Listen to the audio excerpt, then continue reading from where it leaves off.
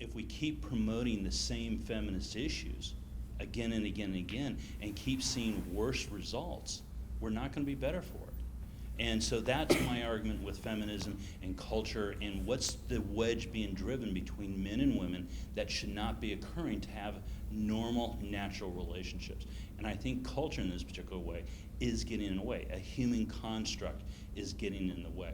And if I'm showing a light on it and people are upset by that, I get that. I really do.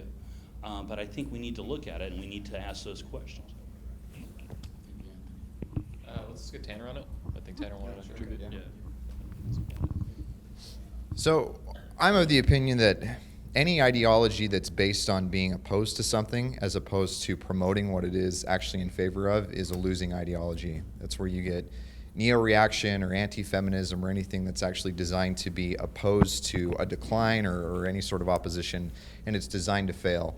So rather than being focused on being opposed to the negative aspects of feminism, we are better off focusing on being pro-masculinity and pro-traditional femininity and being able to build ourselves up in ways that we become the kind of men that we want to be. And I believe firmly that people attract the kind of people who they're most like. And so if you have guys who are the bottom of the barrel and women who are bottom of the barrel, they're going to attract each other.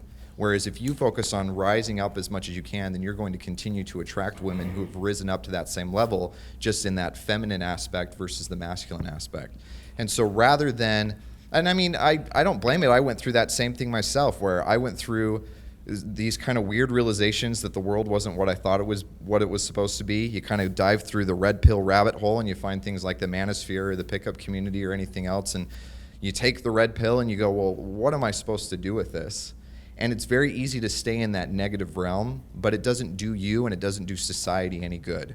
Whereas if you focus on, this is what I'm going to build, this is what I'm going to accomplish, I'm going to find societies and I'm going to find cultures, because I live in a culture that very much focuses on being pro-family and pro those traditional aspects. And so for me, I'm working on preserving something that exists, that I'm used to, as opposed to trying to rebuild something that's completely lost, which is what a lot of you guys are used to.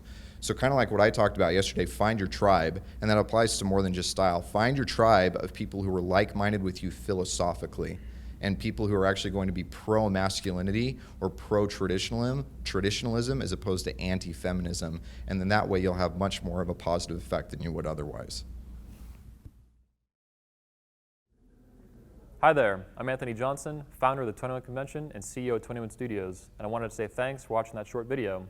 If you want the full version right now for free, click the button right here, and you're going to get a free month of 21 University that gives you advanced access to all our videos months and months ahead of the YouTube release. So click right here, and I'll see you on the inside.